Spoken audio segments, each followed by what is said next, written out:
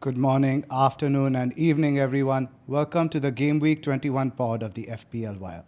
I'm your host, Zoph, and we have a full house again. I'm joined by my co-hosts, Late Riser and Pras. How you been, LR? Feels like ages. Yeah, man.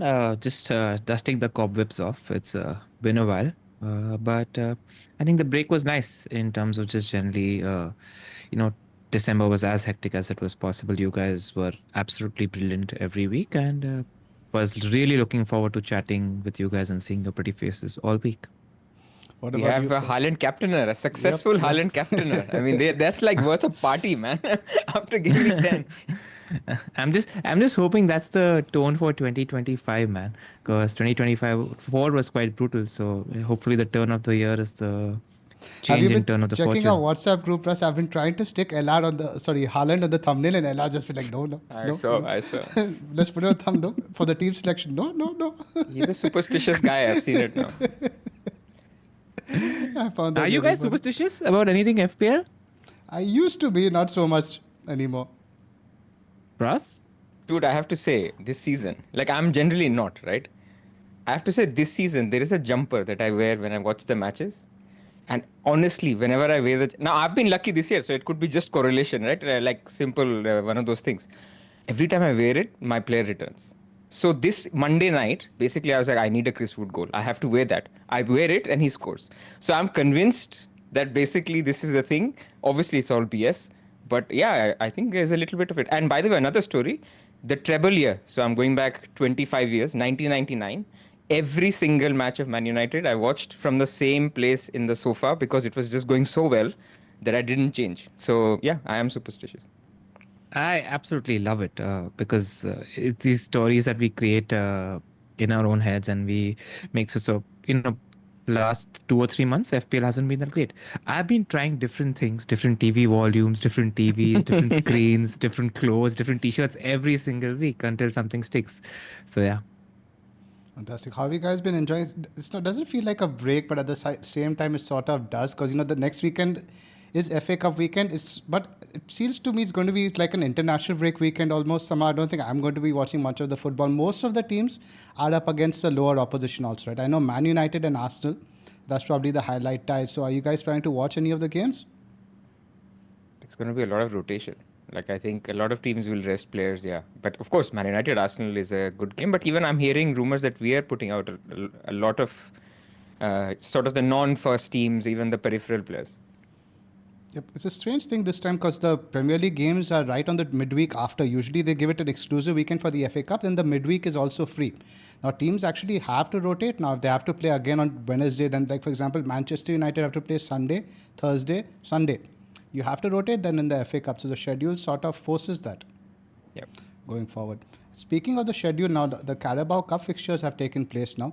So we'll get into that really soon. Anything else now before our sponsor plugs? No, I just think that like it's a must for these players to rotate. I mean, we saw it. A lot of managers that were speaking out after the last round of games are talking about how their players are exhausted or were there on their last legs, and that combined with there being a bug in a few camps as well, there was genuine fatigue and exhaustion. I think we saw that in the sort of quality of football as well. So it's almost necessary for these managers to rest the first team now. Absolutely. And there've been two new managers in the two sackings and a João Pedro injury. So lots to get through. Yep. We'll talk about that. Potter's an interesting one. I think the Potter will take some time possibly to gel at West Ham. I think Potter's more of a builder, right? In what we saw at Brighton early on, it took some time to get his ideas across. He's not the guy who comes in and gives that immediate bounce, sort of like your Sam Allardyce, Tony Pulis style manager, very much philosophy based. So we'll talk about West Ham because they're an interesting one now because they play Palace and Fulham next. We all are loaded up on players from those teams. They become now immediately relevant. Everton, the news, I think the rumors are at least David Moyes is coming back. Yeah, apparently it's a short-term thing that they will look to get a manager in the summer, a more flamboyant style, but basically they need an emergency cover, somebody to save them this year. And I think Moyes makes sense. The owners from Everton are quite notorious, I think, the Friedkin group for firing their managers. So that's something we need to watch out for going forward. Cool. Let's get started. Sponsor plug. As always, all the data that you see on our podcast is from the Fantasy Football Scout members area. Now, I think we're entering a phase of play which is all about planning and chip strategy and measuring every transfer that you make. And there's a lot of tools on the Fantasy Football Scout website that sort of help you with that as well. So, if for nothing, I think that is where you will seek value. And if you want to become a member, do click on the link in the description below. No, not plug, but since a lot of us will have some time this weekend, let's do some TV recommendations. What have you guys been watching? Pras?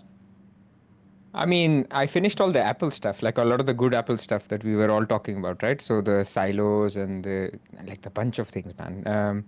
And then obviously on Traitors, so there's no spoilers here. Don't worry, people, you don't need to skip. But generally underwhelmed by this season's Traitors.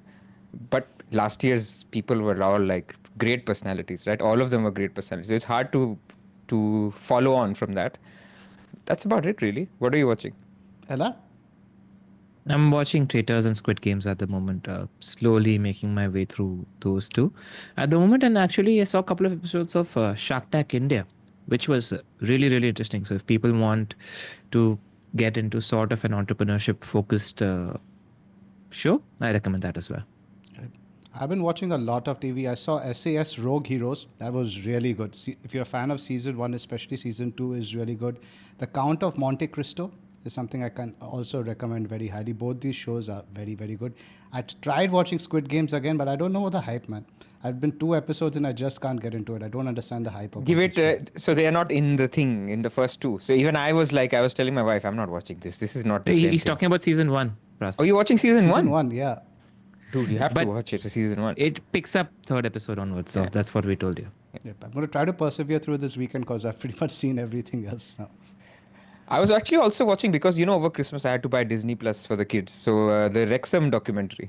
So I had watched the first season, but now I'm catching up on the second and third season. It's a good watch, man. Like, the only problem is we all follow Wrexham, like at least I do. I'm seeing what is happening. So it's a little bit of what is going to happen in the documentary, but it's a nicely made documentary. It's a very wholesome thing. Like they talk about the community, the Hollywood aspect of it, but also the football aspect of it. It's actually not a bad watch. Speaking of football documentaries, I watched the Man City one from last year. They did it a 90-minute video, and so they have this thing right before they go into the training pitch where they write on the wall, nobody has won 4 titles yet.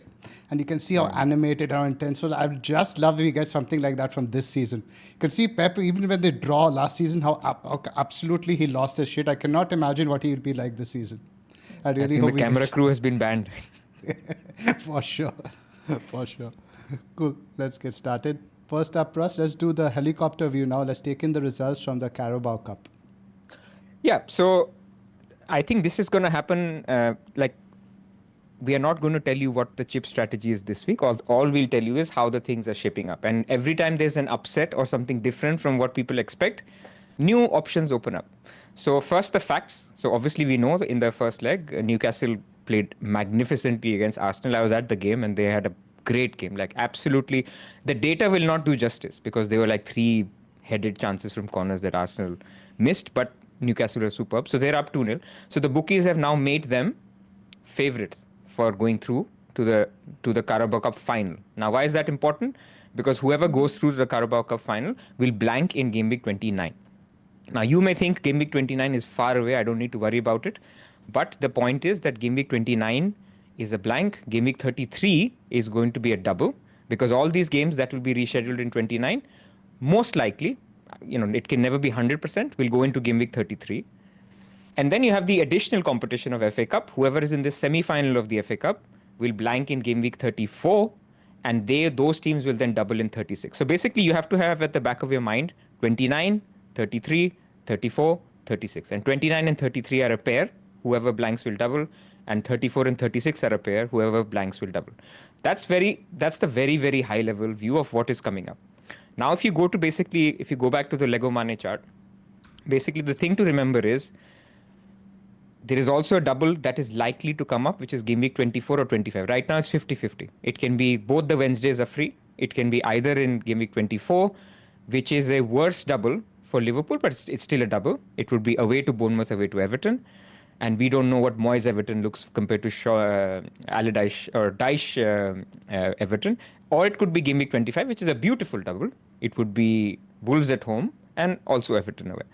So those are some of the things. And last thing to talk about, and then we can discuss how to navigate this stuff, is basically when will we find stuff out, right? So after the FA Cups this weekend, we will find out obviously the round 4 draw. Why is the round 4 draw important? Let's say two big teams meet each other. Let's say after Arsenal and Man United have played each other, Arsenal then draw Liverpool. Now you know for certain one of those teams will be going out of the FA Cup. So now you can already know that in 34 or 36, one of those teams will not blank and double. So that's why the round 4 draw starts to get important. Every new information with the draw gives you more information on the probabilities of these blanks and doubles. I think the game week 24 and 25, the double game week, the announcement, I think the people are expecting it after game week 22. And why is that? Is because the only way it can fit in game week 24 and 25 is Liverpool need to finish in the top 8. You know, in the Champions League, there's a new format that if you're in the top 8, you don't have to play the playoff. This is why people are saying 24, 25 are options, because if they're not in the top 8, it's not even an option. So people who want that double to be in 24, 25 root for Liverpool to win their Champions League game and they finish in the top 8. Me, who's played the triple captain, I'm rooting for Liverpool to lose so that that double doesn't fall there. So that's one thing. When will you find stuff out? I think the next very important window will be after game week 24. After game week 24, you have the FA Cup round 4, you have the 5th round draw. So just like we had now, you will find out about the FA Cup, but also more importantly, you'll have the second leg of the Carabao Cup. So after game week 24, before game week 25, you will know for sure who are the teams blanking in game week 29, and you can then infer who are the teams doubling in game week 33. For me, that's the point where I can, at that point, basically say this is going to be my chip strategy. So for anyone who's tweeting, I'm going to be free hitting in this week and doubling in this week, it's absolute BS. I think until game week 25 beginning, you cannot for sure, because you don't know any probabilities of FA Cups. We haven't even had one game. I mean, of the big teams, we had some FA Cup games yesterday. So that's the thing. And then last thing for me to say is before game week 30, a lot of people are looking to dead end and looking to basically, what you have is you have the FA Cup quarterfinal results before game week 30. So the expectation is game week 30 or maximum 31, the whole picture will be clear. So people looking to wildcard game week 30, 31, you will have the full landscape of who is blanking in 33, who's doubling in 33, who's blanking in 34, who's doubling in 36. That's all I had to say. Now you guys tell me questions, or how do we overlay this with chip strategy and stuff? So the very interesting thing though, and I'll actually reverse engineer this, is that we're likely going to use most of our chips, except for the triple captaincy, maybe after game week 30, where we will need to use the bench boost in either 33 or 36. There's going to be an opportunity to use the assistant manager chip in 33 or 36 or 25 or 24, should you fancy that sort of, if the Liverpool double happens there, and should you fancy that. I think the wildcard post game week 30 is going to be very, very valuable. And because there's going to be a blank in game week 34, which is going to be the doublers in game week 36, you're likely going to use the free hit chip in 34. You're going to need it for that. So you're not going to very easily use the free hit chip in game week 29. Now, reverse engineering that is because what's happened now is Newcastle have taken a commanding lead in the Carabao Cup. And it's very important because it's Newcastle versus Crystal Palace. Two teams that are very significant right now.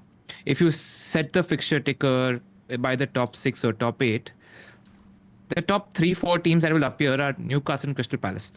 There are primarily 3 teams that are people looking into buy right now. There's Newcastle, Palace, and Man United and Liverpool. Like, these are the teams that we're looking to shop around at the moment. Now, how do you balance this versus needing to use the free hit chip in 29, not use the free hit chip in 29, but you're not jumping on the best picks in play at the moment, which are Newcastle and Palace picks. So how do you balance that out, Pras? What are your thoughts there? So that's great, and I would say there's 2 approaches to this. So firstly, I would say this is why we don't know what we'll do. Because while you're saying that free hit might be useful in 34, let's say dud teams make 34. And I am actually sadly sorry for any Man City fans. Let's say Man City make the semi-final of the FA Cup. For me, that's a dud team. Like, there's not a lot of going to be interest in Man City. Let's say there's an upset. There's a weaker team as well. That can happen in a semi-final. So that semi-final could be very, very painful, or it actually could be very easy. So Until game week 24, what I would say is pick the players, long-term players who you are open to keeping for a very long term, not fixating on, oh, there's going to be a blank, because you could free hit in game week 29 as well. Actually, the point you've made on Newcastle and Crystal Palace, look at their fixtures around 29 as well. They're beautiful before and after 29. So actually, the first thought that I had yesterday, on the Newcastle winning, was actually free hit. Now 29 makes more sense than before. Like, let's look at Liverpool. Let's look at Newcastle's. 1 second. I have the fixtures in front of me. Okay. So I'll just read it out from 27 onwards. Yeah. 27 is the tough fixture, which is Liverpool away. But now 28 is West Ham away. 29 is Palace at home. 30 is Brentford at home. 31 is Leicester away. Like you said. So you want to keep your Newcastle. You don't want to sell them in 29 because you want the Brentford home and Leicester away. Now, what is Palace? Palace in game week 27 is Villa home. 28 is Ipswich home. 29 is Newcastle away. 30th is Southampton away. 31 is Brighton home.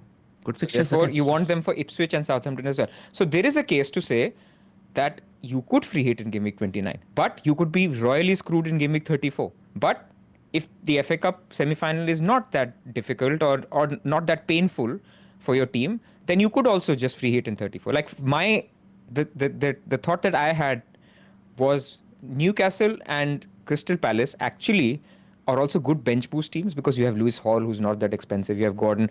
As opposed to had it been an Arsenal and Liverpool final, then Arsenal and Liverpool teams doubling in 33, I don't really love it because Liverpool is very expensive. All their players are expensive.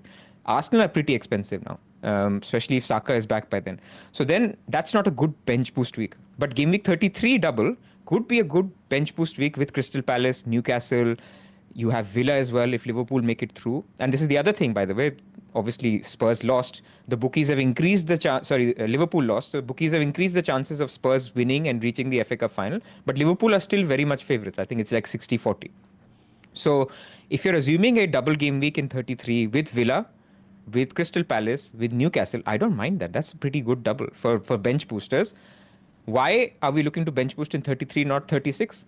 If I could, I would 100% use the assistant manager chip in 36, 37, 38. If I could. Because the assistant manager chip, you want to get one extra week. So you get that extra double game week in 36.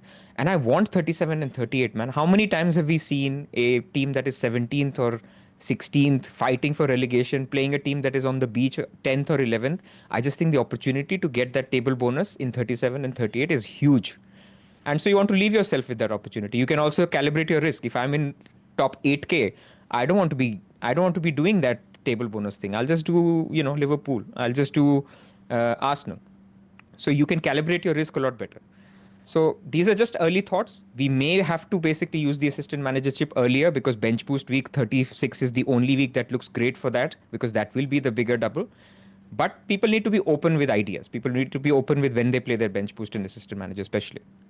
In fact, when you're playing this out, and this is just brainstorming together, right? Because Newcastle and Palace have great fixtures after 29, you might just walk into a bench boost without using a wildcard. I mean, there could be opportunity to play the 33 bench boost without using a wildcard and then wildcard after that into your attack. This is my current base case. That free hit 29, bench boost 33, wildcard 35. But the caveat here is 34 needs to be not that painful. So root for upsets in the FA Cup, which is why I can't commit to it right now.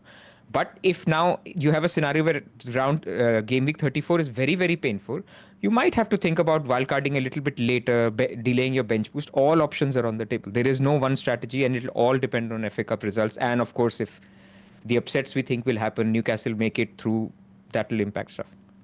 So what you're telling me is if it suits my team and if Gordon, Isak, Sarr, Eze, Munoz are the best picks for my team at the moment, get them. Don't hold yourself back just looking at game week 29. Absolutely. We have seen last year what one game week was. Game week 20. In fact, it was game week 29. Now, that was a quarterfinal, FA Cup quarterfinal weekend. So that was a much bigger a much bigger blank. But these game weeks, sometimes we fixate on 1 week so much that we give up like 20 points before and after.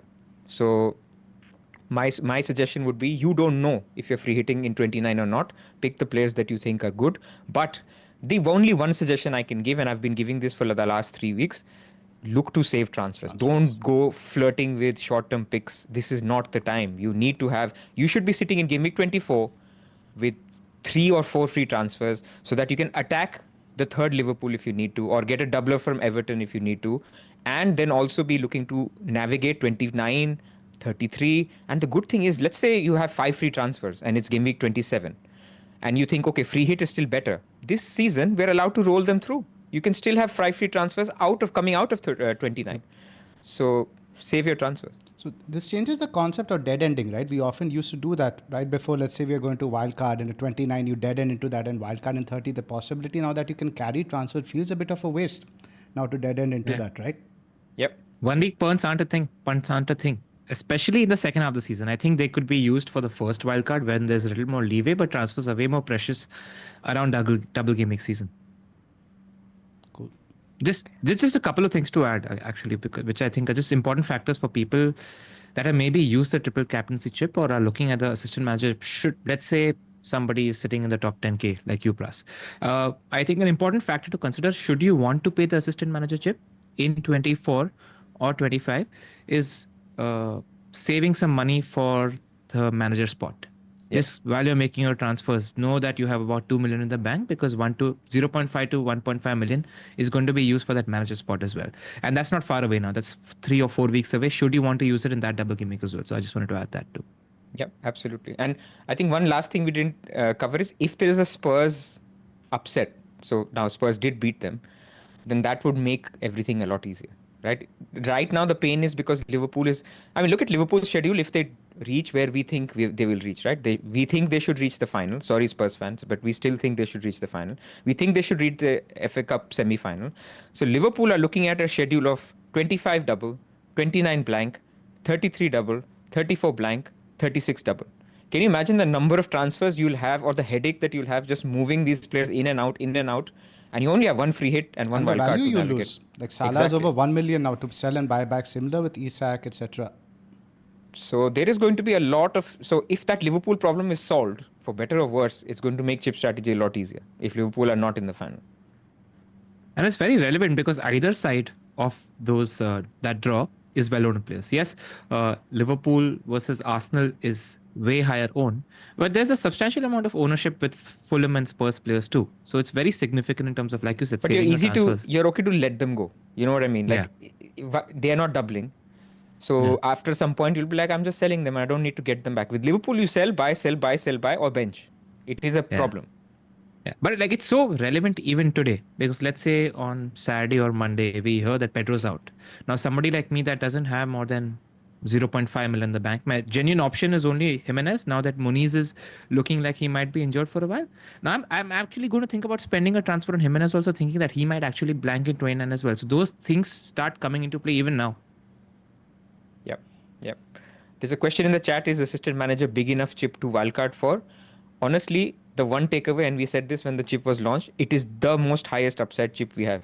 So this is why don't commit your chip strategy. Chip strategy should be based on when you should pay assistant manager. Everything else should follow rather than the other way around. It is the biggest chip. It needs the most planning, and it has the highest upside. But it's also the chip that has the most uncertainty, don't you think, Pras? I would think the free hit potentially has a bit more certainty around it. You can lose points on free hit. You can actually free hit to a team, and actually the non-free hitters beat you. We did it in Game Week 29 last year. But if in a double, for example, last year 34, you're not playing a free hit in a double this year. There is no opportunity. Why is that? You only have 2 doubles. You only have 33 and 36. So one of them you'll want to use your assistant manager, and one of them you'll want to use your triple captain. I'm also including, so you'll use it in 24-25.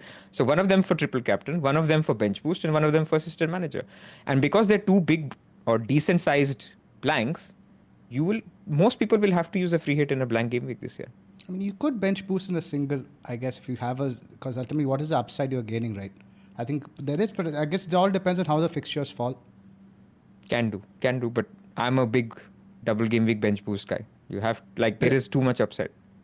And that's very layered in terms of team composition and all that. But I do agree that as far as possible, you want to play your assistant manager chip in a double. You want to give yourself and your team 4 games.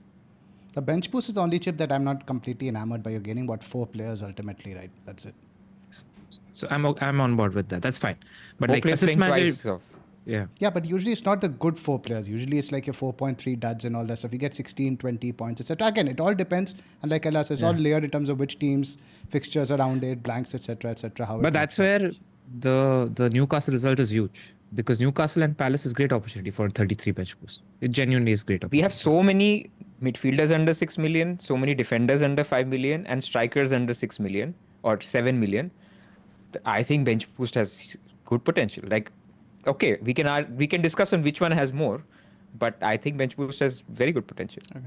Yeah, something we can discuss more, but I think the main takeaway, I think to summarize this for our viewers is just make your transfers. You can pretty much ignore the 29 blank, what happens now. Just pick the players you want from the teams you want. Yeah, I mean, there is a way to think about it as well, right? While because we'll cover this topic, like the biggest 2 fixtures in 29 actually involve the Manchester teams. So Man United plays, 1 second. What Manchester was play it? Leicester. Leicester. Should be loading up on Leicester players. So if you want to play safe with a team that has a good enough fixtures, like Pras was on this 2 weeks ago, he knew about this, and has a confirmed game in 29. United is a good entry point right now. Should you want to confirm players and make sure you're not using the free hit chip. And the third thing, the counterbalance to that is nobody owns City players at the moment. So and City play Brighton at home, which is a good attacking fixture. So at that point, a good excuse to use the free hit chip is to get 2 or 3 City just for a single shot, because nobody's looking to buy City players before or after that. Yep. Okay, but the point you're making is that, for example, picking Man United players has the upside now of a guaranteed fixture in 29, right? Yeah. I guess, but again, that should only be, I think, one of the factors. You're always like around 8 game weeks prior to that. I think that's what you have to take into consideration a bit more. But I get the point you're making. It's just the only I'm saying, because the 3 teams that we're shopping, like I said, Palace, Newcastle, and Man United. Now, objectively, Newcastle's performance is way better than United, so that attacker from United should be higher up your priority list. But just factors to consider for people when they're making the decision. Cool. I don't know how many players are shopping around for Man United managers, but as you know, the comments we get on that, that's just show. I am done recommending any Man United picks. I am done recommending Bruno Fernandes. People can pick whoever they want. I am keeping him, and that is going to be my position on the podcast. But how much? Just on that note, how much of a difference did 1 10-day rest make a difference in Bruno's performance? And he was on his last legs. It shows a little freshness, and just he's a different player. I mean, that Liverpool game, he was incredible. Like, I was like, he was on my bench, but I didn't care. Like, he was so good. Cool. Let's move on, guys, now to the discussion for this week now going forward. And this right up first, I just want to share some images from you guys. This one is from Rob T. Now, before we discuss all these players, now this is updated rating for the best attacks now for the rest of the season, and this factors in fixture difficulty. Liverpool, Manchester City, Chelsea, Arsenal are in the top tier, with Newcastle, Spurs, Manchester United in second, Brighton, Villa, and Bournemouth round up the third place. Do you agree with these rankings, Pras? By and large, they look right. Like, so just to explain, this is basically the expected goals for every game on average for the rest of the season. Projected goals per remaining Premier League game. That's what it says. Yeah, correct. So I think it looks right. Like, what we've seen, I would have expected Man City to be in number 1, but this what we've learned from the first half is that Liverpool are showing better attacking output. Chelsea are above Arsenal, but I think it's decent. Arsenal are, without Saka for a while, and I think that impacts them. Their open play threat has been a problem for a while, so I think that looks good. Second tier also looks fine. I would say in terms of just attack, I could have argued that Spurs could be even higher than Newcastle, but then Newcastle are looking really, really good now. So it probably takes that into account. So no, I don't disagree. Alan, have you had a look at this? Yes, I have had a look at it. What are your thoughts? I would place Brentford and Palace higher up on that table. I think with Bournemouth now, the fact that they've lost both their centre forwards is going to have a massive impact, because they're a big part of Iraola's system, the way they press from the front. Villa also, I think the numbers are inflated slightly by their home form. Even we saw the last week, they struggled a bit against Leicester, potentially due to the absence of Rodgers. But a lot of it, I think, will depend on how deep they go into Europe. With Newcastle, I think I would potentially look to place them in the top tier because of lack of any European competition now for the rest of the season. The Okay fact with they that. can play a settled first choice 11, that plays a big part. And Arsenal, I think without Saka, I would place them below Newcastle. Well, Saka is back, definitely they go up, but I do think Arsenal something is missing now. A little bit. And Man City, of course, we hope the revival is around the corner, but the attacking numbers, even against West Ham, were not that great. They had a few clear chances, but they're not having the sheer volume of big chances that they were earlier in the season. They're going to Eight. sign players and they'll probably come back. Sorry, Alan. I was just saying, Haaland in the last 8 games has had 6 games with 2 shots or below. So the numbers aren't encouraging. Yep. Yeah, exactly. Somebody who's watched that more closely. So let's start with the forwards first. In terms of the forward picks, I think we'll have a look at the Isak Palmer debate a bit later. Now, I've got the data now for some forwards under 9 million. Isak is in another planet altogether, so I've not included his data. Wouldn't have expected to see Vardy right there on top for NPXGI. 3, Solanke is 2.83. Jackson is somebody I want to talk about at 2.77 NPXG. Can you guys guess how many big chances he's had in the last 6 matches? He gets 2 every game, man. No, he's had 3 in total the last 6 matches. Really? Yep. Looks like he misses 2 every game. That's the I've thing. read it. 3. Surprisingly, right? So that what that tells me is that Chelsea simply aren't creating the big chances that he needs to flourish, because Jackson is not a guy who's going to score every chance. He's not a Chris Wood. He needs a high volume of big chances, so he'll convert a couple of them. That's the worrying trend regarding Chelsea. And we'll talk about Palmer's numbers also, how they've dipped in the next, once you get to midfielders. Jesus at 2.60 is an interesting one. I think, plus you mentioned on Twitter, it's surprising to see Jesus now on the potential sell list. Yeah, Loan for I mean, Arsenal. it's a caveat. It's a Daily Mail article, right? But basically, they were talking about how Arsenal will not pursue Isak this winter. Not that they were going to get him, but they might do it in the summer, and so they will wait on a striker. They may not go for anyone. But in terms of potential outs, they mentioned Zinchenko and Jesus, and I think Partey as well, for other reasons for Partey. So yeah, that was a bit surprising. Yep.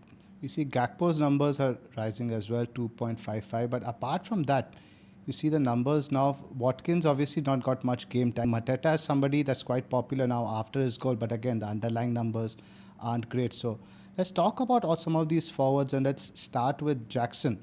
LR, what's your outlook for Jackson? I guess you can't really recommend anyone to buy him right now, given Chelsea's slump. But is he a hold for you? I think Chelsea's slump is overstated a bit. I think one factor that people need to take into consideration is when you're talking about the last 6 games also, it's a very crunch tight December period where towards the second half of December, a lot of teams were on their last legs. The quality of football dipped. I think they'll be a lot fresher now. So I think there needs to be a little bit of reset in terms of how you're looking at the numbers, etc., being viewed as well. So I'm not against recommending Jackson to anybody. His fixtures are great for a long time and some outstanding home games. So if somebody wants to go Jackson, I wouldn't be against it. But the fact is, we saw the value of penalties, man. We genuinely saw the values. Look at Jimenez, look at Pedro. Like, without doing much, 7 free points, because a forward scoring a goal is now worth 2 or 3 points extra, given how the bonus points are in play at the moment. So you have to weigh that up when you're making your moves. But if I was a Jackson owner, I would definitely not sell. Definitely give him the next 2 games. I think he will come back. It's tricky with forwards, and I think after a little gap, etc., things will fall into place, and I think he's a good pick. If you're somebody who's looking to buy, maybe see how he looks in the Bournemouth game and then take a decision next week before Wolves. I pretty much share LR's exact opinion, Pras. Are you in the same boat? I think he's a good pick. Like, you talk about big chances, but look at the data, man. In terms of underlying, like the triangle next to it for people who can see, minus 1.7 in 6 game weeks is very, very unlucky. Okay, people will say bad finishing or whatever, but he should have scored. If he basically, what XG tells us is if he gets these same number of chances over these 6 weeks 100 times, he should have scored 3 goals. Okay, you can say Jackson is not a good finisher. He should have scored 2 out of those 3. But 1 is just unlucky. Like, it's you should have got more. And therefore, I don't think he's a bad pick at all. I think, it's a Chelsea attack where everybody owns Palmer. The moment Chelsea attack clicks, you are the only one gaining on points if you have a Jackson. And I think you stay patient. easily braced against Palace. Could have easily braced. Like had some really good chances, and I don't think his finishing was bad. A couple of the shots were quite good. They very just close. graced the edge of the post, the other side. And I mean, look at those fixtures from an attacking point of view, right? Bournemouth home, Wolves home, City away, which is a great attacking fixture, especially suits Jackson's skill set. West Ham home, Brighton away, Villa, Southampton, Leicester. That's just a beautiful run of fixtures from an attacking point of view. And the other option is, Zoph, is basically you keep him for 2 weeks, which is the 2 nice games. You move him on to Solanke. Like, he's also high up here, and I know people fall out of love and in love with Solanke on a regular basis, but it's a good entry point, game week 23, which is home to Leicester. And Spurs are just decent, man. Like, if you hold on to Solanke for a reasonable amount of time, he'll get those games where he has 0 shots for two times, and then he'll get a double return. I don't think it's a bad option at all. The question I was asking, are you guys worried about potential rotation at all? I'm not so much, because again, for a lot of teams, the turnaround is short. For example, Manchester United play Thursday, Sunday, but Chelsea have the longest turnaround. They play Tuesday and then Monday, which is the equivalent, as we mentioned last spot, Pras, of a Sunday, Saturday turnaround. I don't think he needs to rotate now. I mean, assuming Nkunku starts this one, right? Or somebody starts the FA Cup weekend. Yep. I mean, I wouldn't even think it like if he starts the FA Cup weekend, I still wouldn't put it past him starting against Bournemouth. It's a good chance for him to get a few goals, get the confidence up, etc. Take him off at 60 minutes. I don't think fatigue has necessarily been an issue. I always think he's doing it more to manage the egos. I agree. Than to manage fitness for Jackson. So all three of us are on the same page. He's definitely not a sell and probably a buy. But he's a problem later, though. Like, that Southampton game is again the midweek game. If you go back to the fixtures of this Southampton game, which he has in game week 27, is it? 27. That's a midweek game. Yeah. So but there's a lot of water to be crossed before that. Fair enough. All I'm saying is, with the theme of that you want to be, this is what made me basically not want to buy him, because I was like, am I confident for the next foreseeable future? And that would be my worry. But for people who own him, absolutely no issue. Let's talk about the player. Go ahead, Elar. The two other picks in contention that you're genuinely weighing up Jackson against at the moment are Wood and Mateta. I think if people are shopping for a striker right now, they're looking at these three picks at the moment. What are your thoughts? Let's talk about Mateta first, because I do feel like Palace are hitting their stride in attack. You're seeing that little bit of chemistry between the front three coming, and he's streaky. Mateta scored only 3 goals in the first 22 games last year, and then in the last third he scored 13 goals. So he's streaky. I don't think he's a bad option. Like, how do you guys feel about that? He is a good option, but ultimately, again, assume that he hadn't scored the goal, which very much could have been taken by Eze, right? Eze pretty much squared it for Mateta to tap into an open net. Had he not scored that goal, would you have had the same opinion? My only worry with Mateta is a necktie competition to him. And at the moment, I don't think it is. I think they've got a settled front three that's on a good run of results and has a great run of fixtures in front of them. And I don't think Glasner's the kind of guy who will mess around too much. He believes in team chemistry, and I don't think he'll change things up too much. No, I do agree with that, but don't you think he's potentially even the 4th best pick from Palace? I would rank Sarr, Eze, and even Munoz higher than a Mateta. You might be locking yourself out of those picks, right? Because again, we spoke about Mateta's role. It's not necessarily the goal-hanging centre forward. He's dropping deeper, doing a lot of the physical stuff with Sarr as a runner along with Eze. So at 7.2, if he has penalties, which we do think he has, that's obviously a big feather in his bow. The fixtures, as we discussed, are really good. But given in a vacuum, as such, compared to his price, don't you think, I think Chris Wood feels like a much more, what you're getting, Pras? And Chris Wood's fixtures are not that great, man. Like Exactly. That's the thing, yeah. Like, he's fine. I'm happy to have him. But if you basically said, like, switch him to Mateta after Southampton without using up a free transfer, I think I would take that option. But I'm happy to have him. He got the Wolves game. I will get the Southampton game out of Chris Wood. But after Southampton, actually Bournemouth away, Brighton home, are Fulham away. These are all fine. But they are not amazing. I think Mateta's fixtures, how many promoted teams is he playing? They played one last week. And they played 3 promoted teams in the next 10. Exactly. So West Ham now becomes a little bit trickier, I think, after the sacking. By the way, they are announcing manager prices. Yes, I've seen following the chat. Apparently, Slots 1.5 billion as expected. Amorim's 0.8. I thought they're going to be rounded up in multiples of 0.5. This whole pricing business is so silly, man. Like, But yeah, what we'll do is we'll discuss the prices that have come so We'll far discuss it at the end of the at pod. the bottom. Yeah. sounds good. Sounds good. So I think, look, Mateta's, I think, a decent pick. Like, if I was to pick this week, I would almost be tempted to say just get Mateta because Chris Wood has Liverpool. But you are taking on EO, right? I mean, you are taking on like Wood was what, 50% owned? So every time Pretty much he does all something, the Cunha ownership has gone there. exactly. So you're taking on a lot against a guy who will have bad data, but has consistently over the last season and a half now beaten that data. So you're taking something on. You're taking the team that is third in the Premier League, and the guy who's their talisman. Although that talismanic also thing has reduced a little, right? They are getting goals from Elanga, from Gibbs White, from Hudson-Odoi, but still, it is Chris Wood. He is on penalties. I think they're similar. If you take fixtures into account, I think they're both similar. There's not much to separate them. Because Would you take it on? I mean, it depends a lot also position also, right? Like in Pras's position, he doesn't really have to take it on. But in our position, what are we really gaining? Anything from buying Chris Wood now? Remove rank into consideration. Like, just remove. Like, if you are purchasing a striker right now, would you take it on? Chris Wood always feels easy to take on because his data is, you can tell yourself, look at that data, man. He's getting one shot a game. Come on, I can take this guy on. It's always been the case. We've all been there. Would you take him on, Pras? I would take it. If I was in your position, so I am taking rank into account. I would take him. I would go Mateta. Zoph? Yep, I think you have to. That's why I went Jackson over somebody else, like at least because given low ownership, high ceiling, right, compared to the others. I think even with high ownership, I'd take it on. Genuinely, it's not because I don't think Chris Wood is a good pick. He's an outstanding pick. But it's the fixtures. It's genuinely the fixtures. After Southampton, Let's have a closer look. you've gotten 3 middling fixtures, which is Bournemouth, Brighton, Fulham. And after that, you got Newcastle and Arsenal.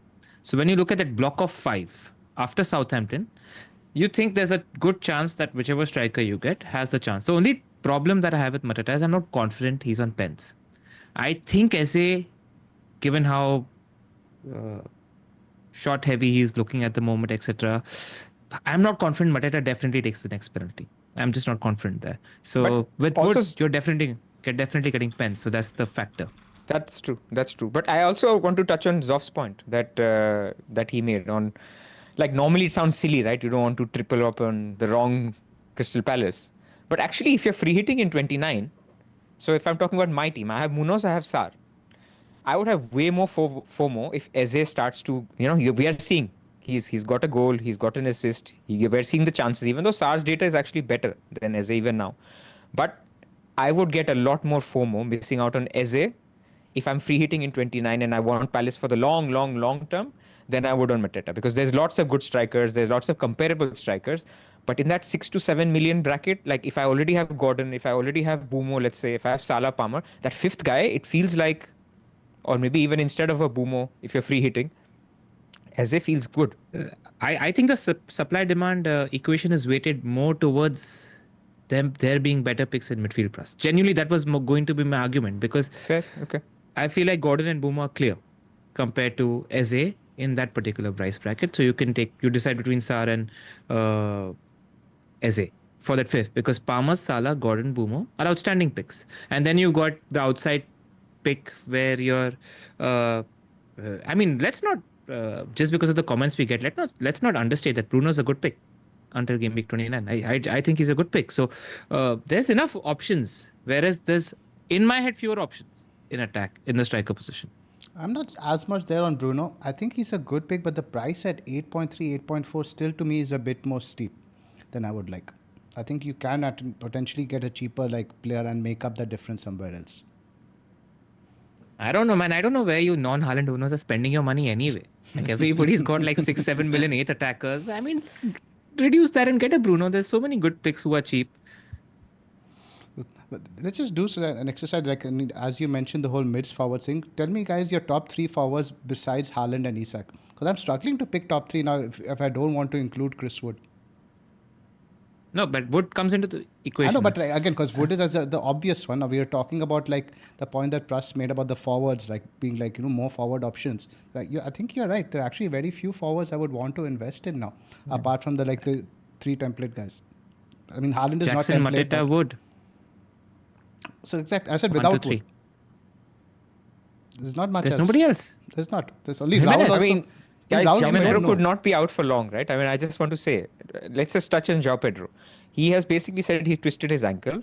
He'll be out of Coventry, and they're going to send an MRI scan. Now, obviously, there is a panic because he has Ipswich coming, and we may not get a press conference because they play on Thursday and the deadline is Tuesday. But he could be fine, right? Or even if he's out for a week or two, I still think João Pedro is a great pick. I think Raul Jimenez is a great pick. There's a room for Raul Jimenez with minutes is a good pick. I think Solanke is a good pick. So there are, in my mind, they're also similar. That I'm not really saying I'll have, if I don't have Mateta and have Solanke, it's the end of the world. If I don't have João Pedro and I have Raul Jimenez, it's the end of the world. That was where I was coming from in terms of 4 more picks. Like I don't really have a big view on these players. Yeah. Also, I'm with you, by the way, because I think one of the most important tick marks in Pedro's form is the fitness of Webbs. And Webbs is back. He was in training. He is going to be in the squad very, very soon now. And I thought Brighton were outstanding against Arsenal.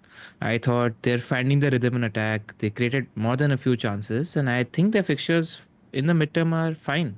So if Pedro looks like, because I have that question. If Pedro looks like he's going to miss maybe just one match, I'm happy to hold Pedro. Yeah. Because I think Brighton are on a good uptick. I think, again, non-European commitments will play into their hands. And I think he plays his best football, even from an FPL point of view, with Welbeck fit. And I think that will tip the scale.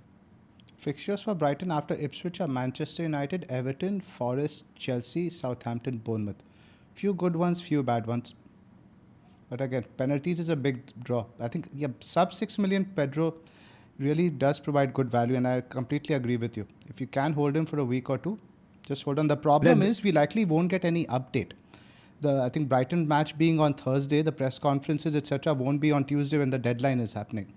We might get something on the MRI scan and stuff. Like I would be, at the moment, I would say, like I heard it because João Pedro is in the Saka bracket. Like I love him, so I want to have him, and so I listened to the press conference, and it was a case of basically them saying, he's out of the Coventry game. He wanted to play him there, but because it's an MRI, you never know, so we can't be sure. Exactly. I don't think it's that bad. It was. I think I won't be surprised. And I think we have training. I'm a bit confused on that also because somebody in the Discord posted pictures of him training, but that was when the injury was announced or before that. No. If there was, then I think it'd be all over Twitter. Right. Yeah. It could have been before, so I wouldn't worry too much about that. And also, I think that in terms of news, he will be asked about Pedro in the post-match presser after the FA Cup as well. So that's our chance to get news, if any. Cool. What else do we want to touch upon in the forwards, guys? So rankings. Let's do a rankings. If you're buying a striker at the moment, it's cloudy, but I'll go Jackson, Mateta, Wood as my top. We didn't talk about Vissa. Do you guys have any love for Vissa? Like after 2 weeks, even like people are saying Mbeumo is a buy. Even Vissa could be a buy. Vissa, again, let's look at the fixtures. After City, Liverpool, Palace is Tottenham, West Ham, Leicester, Everton, Villa. Yeah, the fixtures do improve. From Gameweek, I just think the entry point is 24. 24, yep. You won't buy right now. That's the same thing I would say with Mbeumo as well. He's a hold right now, but again, you won't be buying right away. Yeah, 24 is a great entry point. Plus, your ranking forwards that are not Isak or Haaland. I'm so indifferent, man. Like, okay, I would say no Pedro also, I guess, because Pedro is pretty... Yeah, we have to take out Pedro as well from the equation, right? None of them are inspiring, man. I can't... Like, I want to say Mateta number 1, but I don't really want Mateta. So it's very difficult for me. But then we've talked about him. So let's go Mateta. Wood. I didn't hear LR's ranking, sorry. But I would go Mateta, Chris Wood, and Solanke. Jackson. You wouldn't have Jackson in the top 6-7. I would prefer Solanke over Jackson after 2 weeks. That would be my move. So this is why I would put Solanke above. Yep. I think for me, Chris He was Wood great in the game against Liverpool also. He was very good. He did score that fingernail offside, and then he got the assist. I think I would put Chris Wood right at the top, and I think the Southampton fixture has a huge appeal. I could not believe how bad they were against Brentford, because remember the previous podcast, we were just talking about how Southampton are getting a bit better. They gave up They were terrible. 11 big terrible. chances. That is absolutely staggering. Wissa missed 5 big chances himself. So Hoyland, right?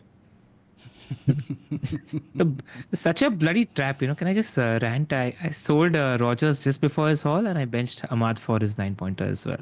For Dibbles. Shame on me. But they were looking good, man. I think it was a right. I know, In fact, we recommended on the pod also. I was feeling bad when I saw the team. I was like, oh no, we also said it on the pod. Yeah, I know. But like, yeah, man. I think you just like, and now must remember that certain players have this habit of scoring goals in big games. Ahmad's done it now 3 or 4 times now. Yeah. So yeah, Chris Wood right at the top. With Jackson, I want to see a bit of form. If we see the next 2 fixtures, we see Chelsea picking up a little bit, then you would go for him, because again, bit of a slump at the moment. Solanke probably in second, Mateta in third. Jimenez, if we get some sort of news that the injury to Muniz is long term. What we've heard right now, that he had a bit of back pain at halftime and he couldn't continue. That could be a week out. That could be a very short period out as well. So maximum we know Jimenez minutes are secure for the next 2 matches. Beyond that, it's all quite uncertain. What do you think is going to happen with Bournemouth, the centre forward situation? Because they're a team that they are consistently 3rd or 4th for XG. You think one of the midfielders is going to go up top, or they look to recruit?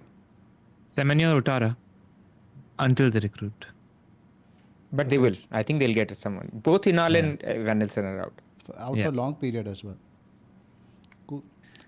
Let's do mids. So, and they've got ready-made players capable of playing on the wings, right? So they've got Tavernier, they've got Brooks, who's impressed as well. They've got Cliver, they've got Semenyo and Utara. So they still have 5 options. So they can bench one and play 3 + 1 striker. Yep. Move on to midfielders. Anything here? Sure. So this is mids now under 9 million for the last 6 game weeks. Surprise name right at the top for NPXGI, Jacob Murphy, 3.27. Soboslai, large portion of these numbers are from that Spurs game alone. Bumo in third. Again, I think Southampton game alone, he would have had up over close to, I think 1.3 non-pen XGI. Gordon's numbers are up there. Gibbs White, a very interesting one. He scored 3 goals from 0.85 XG. This is just Forest as a whole. All over the pitch, even defensively, midfield, up top. They're just outperforming all numbers. And I think we have to say that it is sustainable now. It's not 20 game weeks, it's not a flash in the pan. Sar's numbers obviously very good. Semenyo, less said the better. So happy to be rid of him. Just seeing those numbers again, he had something like 0.8, 0.9 XG. You know Semenyo is going to now absolutely smash it up top, no? Yeah, I absolutely don't care. He can score 20 goals as long as it's not against Chelsea this week. But in general, I do think Bournemouth are going to suffer a little bit without a centre forward, but remains to be seen. Luis Diaz at 2.62. Now, I think a lot of people are still with Diaz. We need to talk about that, whether he's a hold or sell, because with Jota potentially now back, I think it's a bit iffy now. Savio, shout out to Eno on our Discord. He's been bigging him up a lot, and I think he's now pretty much first choice. Somebody at 6.5, I think, could be useful for these picks. Any other names catch your eye over there? I mean, somebody who's not here is Eze, who should be in the conversation. I think it's the last 4 or last 6. He's outshot Sar 14-4. So yeah, because there's only data from the last 3 game weeks for Eze, right? That's the thing. Yeah. So we have to keep that in mind as well. But even in those 3, I have to say, it's not too much different between him and Sar, right? So, of course, Eze is the talisman, right? I mean, there's that thing of even if data is not telling you, players look for that player, for that particular player, and you know that they have a higher ceiling maybe because, you know, they could get the odd pen because they have the power, or they'll get free kicks. Although it has to be said on Eze, he's lost a lot of that appeal. He's lost corners to Hughes. He might have lost penalties, but he's still a good pick. How do you guys, I think all of us own Sar? I think so, yeah. Pretty much all of us own Sar. How do we feel about him as a pick? Because I got questions about him on my Scout article. There are a couple of questions in our chat. People are getting frustrated holding Sar. I think he's a perfectly good hold now, given the fixtures. I wouldn't look to potentially move him on for Eze or any other pick. At 5.9, I don't think there's anybody necessarily better in that bracket. I mean, I'm licking my lips before Leicester, man. The points are coming. I mean, this season, more than anything else, has showed us that patience with perfectly good picks pays. Look what happened with Gordon. Look what happened with Pedro. Look what happened with Boomo. I mean, you watch the football and the points will follow. Be patient. He's a perfectly good pick. Agreed. Who else we talk about? And Gordon, I think pretty much the easiest buy you can if you get him in midfield now, the top target. Yeah. Gordon. See, the thing is, if you have, let's say, Palmer, Salah, Sar midfield, for example, and then you're going to buy the fourth slot, and let's assume your fifth slot is a non-used because everybody's wanting to play 3 strikers at the moment because of the bonus points rule. Then it becomes, do you go Gordon now or do you go Boomo in 2 weeks? Well, if you had to pick between the two, because I think those two are the primary candidates in terms of midfielders to pick. How much do penalties matter in that case? What's your thoughts there? The fixtures for Gordon are Wolves, Bournemouth, Southampton, and Fulham, 3 of which are at home. It's got to be Gordon, man. 3 games at St. James Park, and the only away game is away against Southampton. These are 4 great fixtures. Boomo, for example, has now Man City, Liverpool, Palace, and Tottenham. The 3 difficult games are at home, but again, Palace, we've seen defensively they have improved. They held Chelsea to like 1 xg. They held Newcastle to under 1 xg. Palace are no easy mugs as well. I think the Spurs home game is the entry for Boomo. Like if you wanted to get him, Gordon's next 3-4 are very good. Like that's what I'm also thinking. By Gameweek 24, have Gordon, and then decide after that when we have like going back to the helicopter view, we'll know the full picture after Gameweek 24. Then you can decide accordingly. Yeah, the only reason I'm mentioning that is because if you're having Palmer, Salah, Sar, you're not moving that fourth midfield spot. So that's why I'm like, if you have to move only one because transfers are precious. I mean, Boomo's on 13 goals right now, man. That's not a joke. He's in the contention for the Golden Boot now. Like, it's incredible. So I think that's genuinely a decision. I can't split the pair. And how much do penalties matter is a question you need to ask yourself between the two.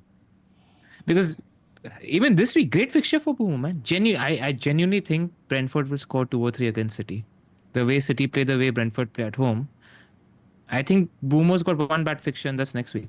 That's it. I mean, overall, as a fantasy pick, it's not close, right? I mean, we've said this in the past. Boomo is an incredible pick. It's basically you have to weigh up fixtures versus short term versus long term. So that's why I'm asking the tough question. And he's also not cheap anymore. Boomo's 7.8. That's getting into Fernandes territory. That's only 0.5 cheaper than Fernandes. That's more expensive than Gordon. We're talking about best pick in the game potential here, Zoph. Like, Boomo's insane.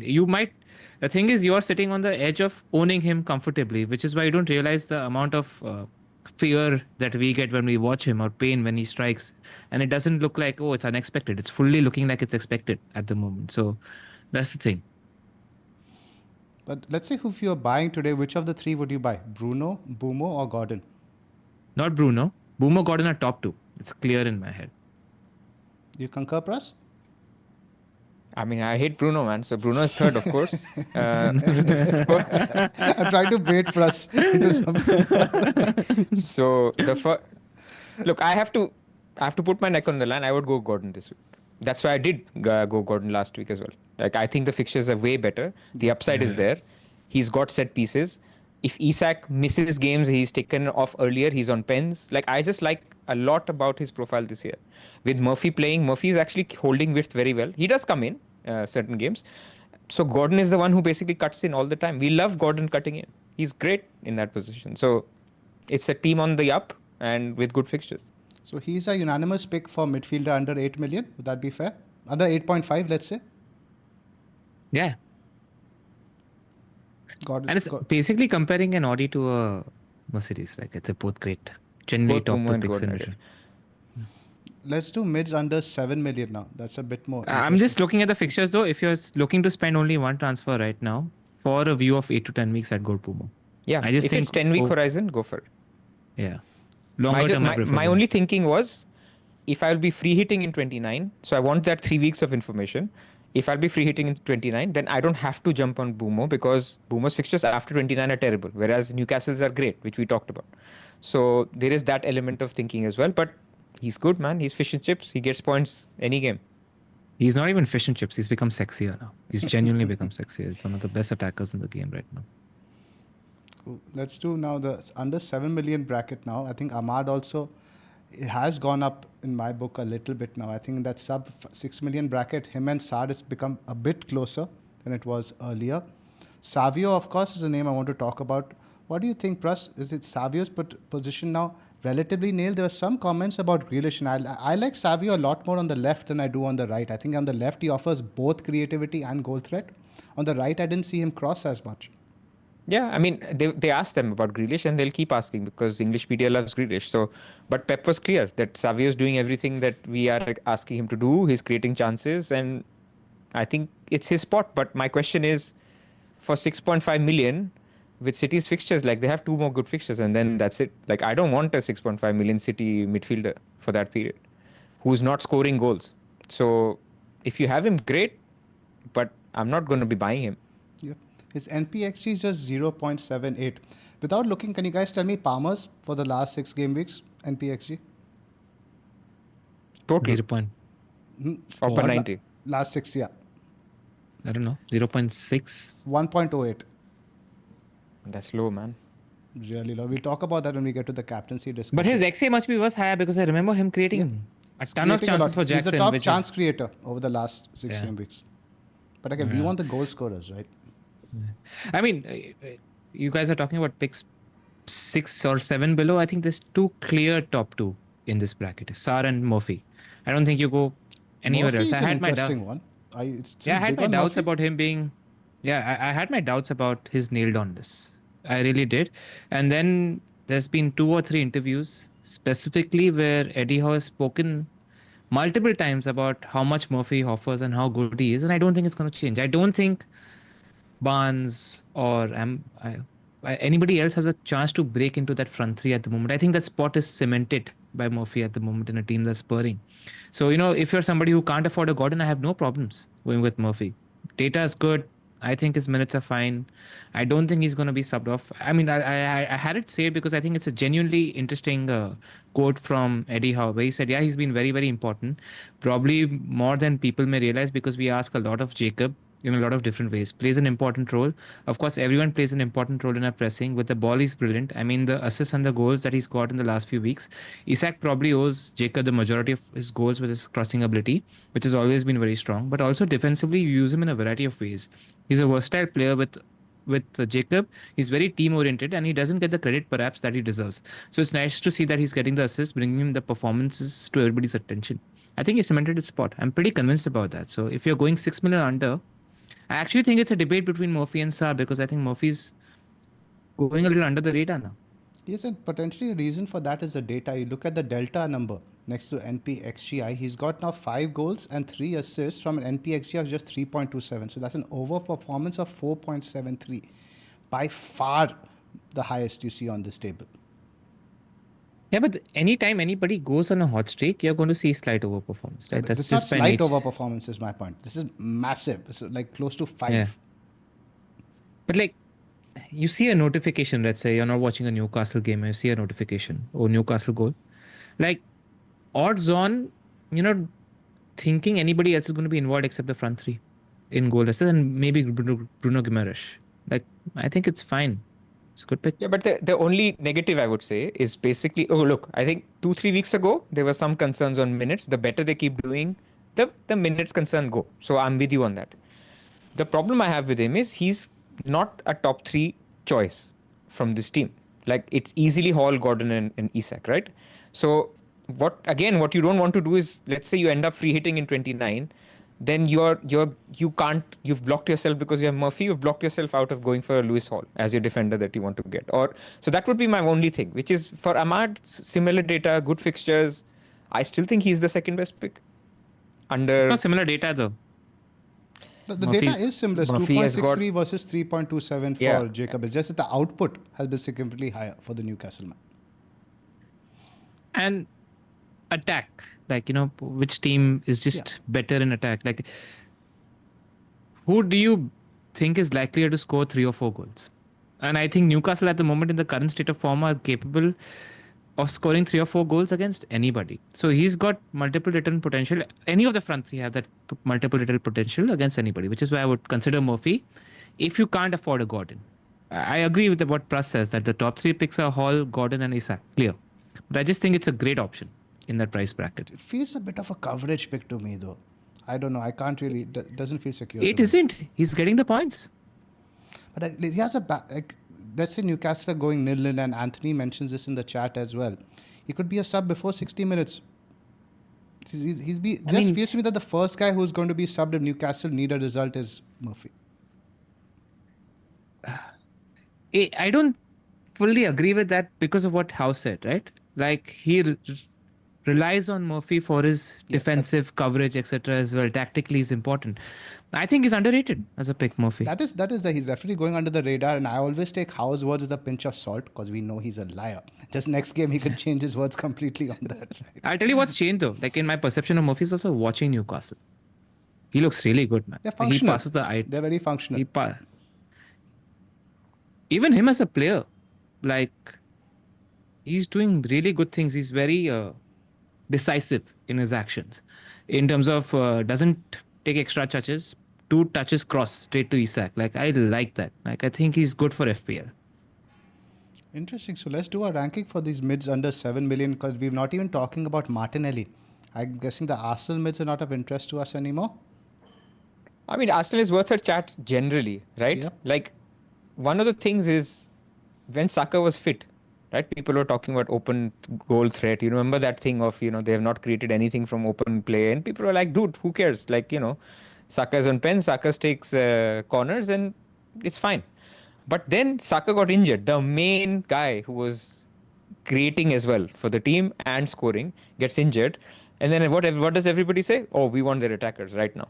So now you have a problem where, okay, Nwaneri actually played really well, but he's injured. So Jesus, there is uncertainty, but he's looked good. Havertz played up top against Newcastle.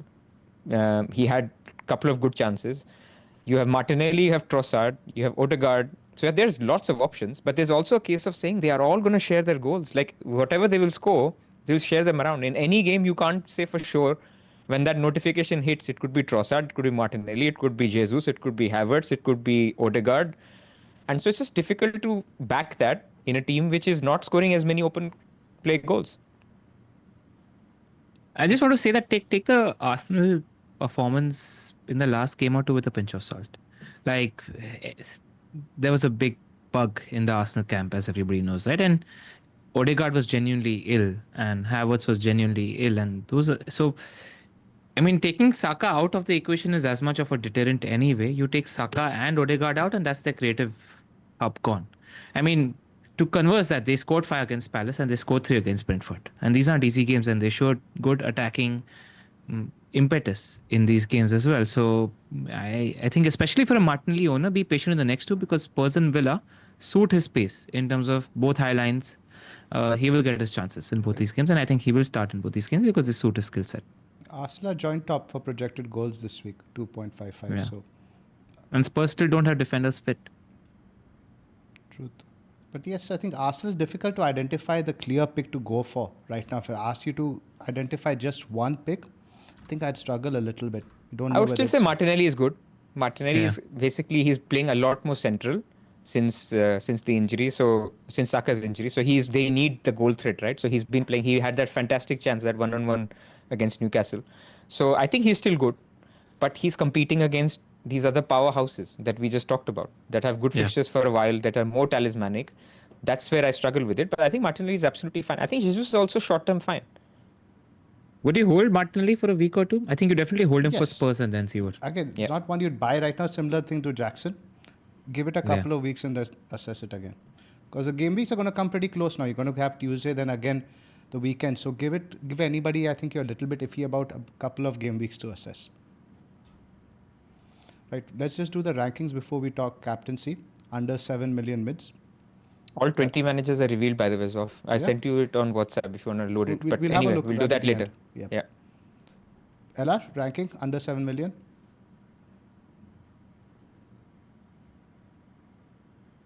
Murphy at the top. Sar and Murphy. I still have Samo. Sahai. Sar, Murphy, Ahmad. Sar, Murphy, Ahmad. Pras? I'd go Sar, Ahmad, Murphy.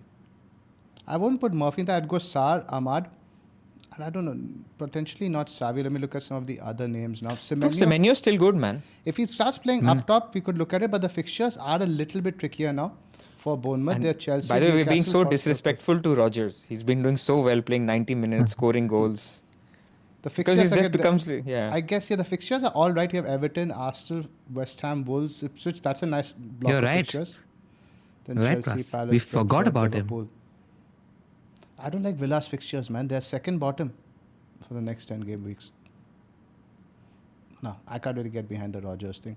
I think Semenyo... It's still difficult between Rogers and Ahmad. I actually think as a player in FPL points potential, Rogers is probably better than Ahmad. Like Pras, I forgot about Rogers fully. I don't know. See, the But the thing with- fixtures are better for Ahmad. The thing with these cheap players, right? We tend to think of them as who's better if you play them every week. But the reality is we don't play them every week. The reality Unless is you you own want Haaland. to... Well, yeah. And so And even then you don't play them every week. even then you play dribbling instead. So the thing is, I think they're all good picks, especially the ones that have good minutes and are attackers. I think Sarr is in that category. Murphy's entering that category. Rogers is in that category. Semenyo's in that category. If he rotates with your third striker in a nice way, I think they're all good, man. Like I feel uncomfortable little like ranking them because they're all good. Like we didn't talk about Enzo. I think he's also still fine. There's nothing wrong with him.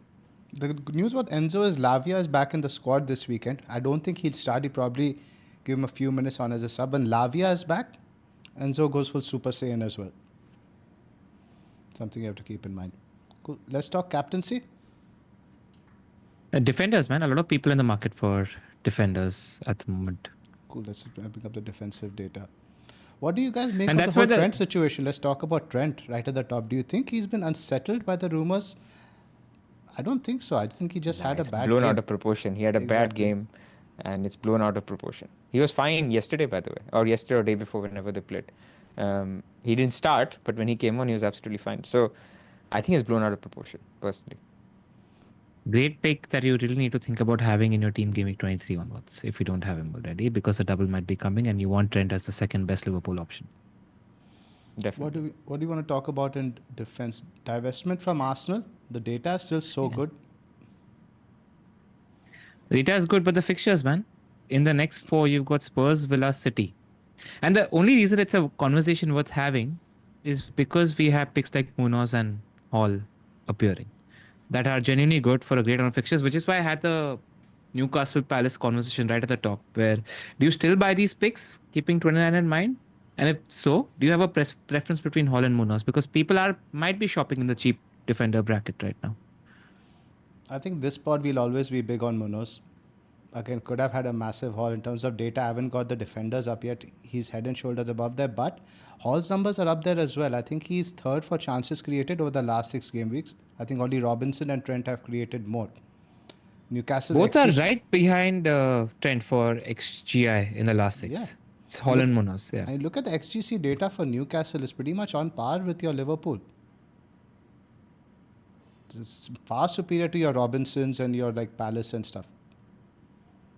So it's not Both are good, man. Both are really good. Like I agree with you. Like Munoz and Hall are both incredible picks. Does Botman coming back potentially muddy the waters, you think? What do you think is Newcastle's first choice back four now when everyone is fit? Botman, obviously, he now started 2 games in quick succession, so you have to assume now minutes are going to be a bit more secure going forward. I think, again, pure guesswork, Livramento, Scher, Botman and Hall will be their first choice. But again, we know Eddie Howe loves Dan Burn. I don't see Hall losing his place anytime soon. Pras? Burn and No. Botman will share minutes. Haw spoke about this. He did? Okay. Yeah, he said that Botman had to play because Shah was suspended, which is why he played games. But he's like, he pulled through. He's such a warrior, etc., etc. But it was because something that he had to do because Burn was Shah was suspended. So I do think the centre backs might rotate. I'm not too worried about Hall because he's been one of Newcastle's best players. Genuinely been one of their best players. In fact, Ho spoke about Livramento and Hall because Tuchel was watching the Newcastle game and he was asked about it. And he was like, I'm sure that Tuchel will think about them because they've been great all season. Yep. I concur with that. Corners as well for Hall and some set One pieces. side. And a bonus point monster. But speaking of bonus points monster, man. Zoph, your shout. Hoytson. He's behind only Aina for bonus points this season, and he started 9 games. That's insane. He's a great player, man. I remember right in game week, once one of our listeners shouted him out as potentially a penalty taker as well. Been waiting for him to get into the team. Signed him from Juventus, one of the top talents. There's no penalty taker. Oh no, Clivert is there. I was like, dude, what are you saying? Clivert's back. He's not. He's taken them at youth level, not in like once but he's like only 20, 21 years old now. So very young player. One to watch out for. Anything else you want to talk about in defense? Because I think the captaincy discussion, we need to give it some serious time, and we're already 80 minutes in. Would you I pick? think- Just quick question: if you had to pick one of Hall or Munoz this week, which one would you pick? Tough questions again. Very, very tough question. Munoz. XG, man. I'm a sucker for XG for defenders. There is a mega haul for Munoz coming. Mega Oh my haul. god, it's insane how much he's He's due. their best attacker, I feel. Like, You know, against Chelsea, just like a madman, just bombing forward. He was on for 4 assists in that game. Genuinely, so many good chances he created. He's nuts. I would pick Munoz as well. But Yeah, then I Hall would is very not good. own Munoz. Hall is great as well. Yeah. I think Konate is also going to put his hand up soon. Like people who may not have the funds to get a Trent or people who want to get a third. I think a lot of Konate in transfers will also start to happen. I don't know, man. In a world where you've got Hall, Munoz, and Robinson. For double As game week, picks. I mean, you know, like you get a Yeah. third Liverpool. Oh, It's a fair. decent. That's fair. I guess I would still like to punt on one of the front three, starting both games. Like I think as Jota, of now, it would Jota, be Jota. right now it might be Gakpo because I have that Jackson position potentially open around that time. Fair. TBD. Captaincy? Captaincy. I know LR, you were considering going Haaland. No. Who's on your mind this week? Isak. Oh, interesting. Talk to me. Why? Top 2 attack in the last 6 to 10 weeks. Great player. Probably best striker in the league on current form. On penalties. Good for minutes. Likely going to be rested in the FA Cup against a defense. Actually, whose numbers have been fairly decent. But what would surprise you more? Newcastle winning final or City winning, scoring 4 or 5 goals against Brentford? And I think it's the former with the home advantage. So that's where I am. It is, and I think Isak has become so talismanic. If Newcastle score 5, you'd expect him to be involved in at least 3 or 4. That was going to be my argument for Haaland otherwise.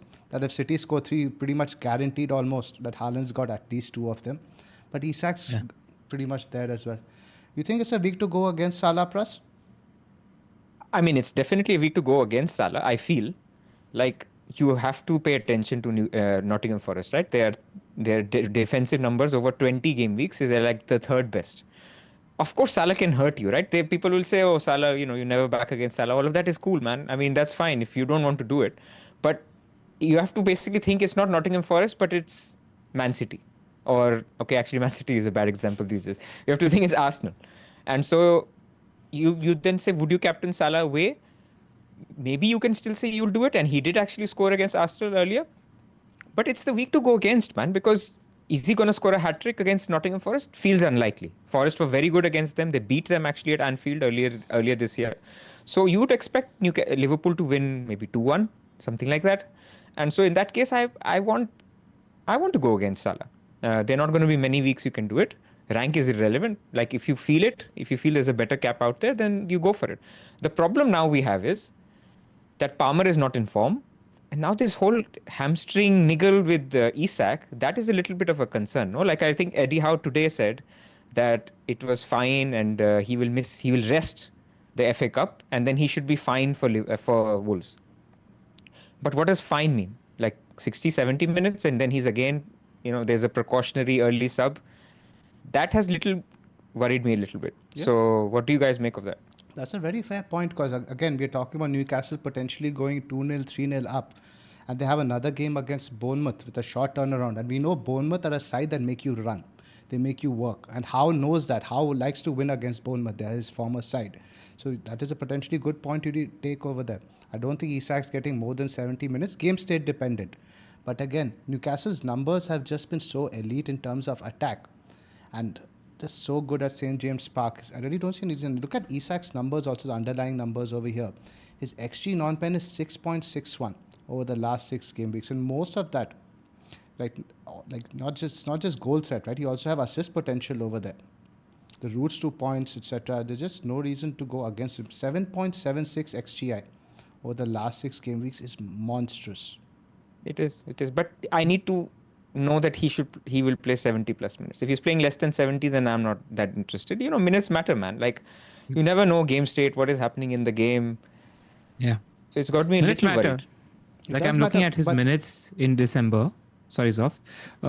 And he got 72 minutes in December twice against Leicester and Ipswich. But both those games were 11 pointers and a 17 pointer. So it was like a 3-0, 4-0 up. Yeah, resting him. Yeah. And that's the point I was going to make. By the time he's being subbed, you'd expect he'd already be in the points. Is that 20 minutes enough to go for a Palmer over Isak, given Palmer's underlying numbers, which I'll just read out now? 1.28 XG non-pen. Assist numbers obviously have been great. The XA is 2.46 and the XGI 5.11 with penalties thrown in is still quite decent. Both players have penalties, so that sort of cancels each other out. Now, if you look at the opposition numbers also, it's quite difficult to pick because Wolves, you see, they're actually 5th over here for XG non-pen, but large part of it is due to the opposition they've played. They've had the easier fixtures. Now, you look at Bournemouth. Bournemouth's numbers have been good for all season. They've always given the top teams a run for their money in terms of defensive numbers. But as somebody who plays Bournemouth, I always feel they give you a chance. 2 or 3 big chances always will be given up to the elite players by Bournemouth. So in terms of opposition, I think maybe Isak has the edge marginally. Would you agree? As things stand, yeah. I think so, yeah. And he has an edge, I think, in terms of his own individual form as well. So I think and team form. And team form. So yeah. I think it's Isak for me. Who knew that Eddie Howe playing his big money signing finally in the first team would lead to such a great impetus in team form? There's also the Van Nilsson factor. Do you take that into account? Like, LR, you watched him when you owned him. Yeah. Without him, the front press basically is weaker, and that basically trickles down. We've seen like these days, like monster pressers from the front. If they're missing, it actually impacts the defense. So, anything there? I mean, who's the likeliest to play a striker? It's Semenyo. He's a press monster himself. Like, I don't think Iraola will stand for somebody not pressing. Yeah, but hold up is also important. Yeah. Sometimes there's a ball that is cleared and you want your striker to chest it and control it and keep it. Semenyo is not that. Like, he's going to shoot from the halfway line, Semenyo. Yeah, he's just going to shoot. Do a bicycle kick as soon as Kepa sends it to him. So that is, like, I'm thinking, like, Bournemouth are weaker by Van Nilsson leaving. There is no doubt about that. And then Palmer is class, right? We can look at 6 game weeks numbers, but we can also look at 1.5 seasons of numbers, and he's the best pick in the game, arguably. Like, even, I think his FPL points is more than even Salah, if you compare a year and a half. So we also have to remember that. I also want to shout out though, right? Like, we do need to take Forest with a pinch of salt. I mean, Zoph, you're telling me that it's unsustainable. I don't think it's sustainable. I think I know I said it's unsustainable. Forest. Go ahead. I thought Forest were lucky to keep a clean sheet against Wolves. Like 1.61 XG from Wolves against Forest is something to note. And, even when Forest played United, like, they gave us chances. They genuinely gave us chances. When City went there, they had 2+ XG against a team like Forest. So I don't know how stable they are defensively and how they will play. The game's at Forest home, right? So you think they might come out and play a little bit, which might play into Salah's hands a little bit? What do you think? Because I don't think so. Like, I want to actually... Pras, did you see the Wolves-Forest game? I didn't see the game. I saw only highlights. How did that play? I saw all of it. I mean, they conceded a lot of chances. Like, Strand Larsen could have easily scored a couple of goals. So one was actually the great save by Sells, and one was like a goal line clearance. Yeah, Forest conceded chances. But it doesn't mean that they were open or they were like easy to play against. Forest were Forest. But yes, they conceded 2-3 big chances. And what did you make of Wolves' defense? Because again, Wolves' defense need to be taken a pinch of salt because they had Ait Nouri and Doherty playing as centre backs. And I And think Forrest did a job on them. So there was nothing that, like, I didn't think that this Wolves defense is that great that it can't be penetrated. Forrest did a proper job. yeah. They I'm created asking enough because I'm weighing chances. up the Haaland captaincy as well. I'm like 75-25. I think it's a genuine whether should I give it to Haaland, because I'll say one thing about Haaland. That second goal against Haaland was all I need to know, that okay, he's got his confidence back. Like that was Haaland of last year confidence, even though City won that great. And I think Sabe actually playing on the left and crossing is good for Haaland because it suits Haaland's style of play, etc. as well. So I'm between the two, 75-25. That's where I am at. Getting back to how Forest will set up, I think we need to again talk about how Nuno used to play at Wolves against the big teams. It's again deep block counter, deep block counter. I don't think he'll necessarily be coming out to play more. And I don't think the crowd at Forest will be expecting to have an expansive game either.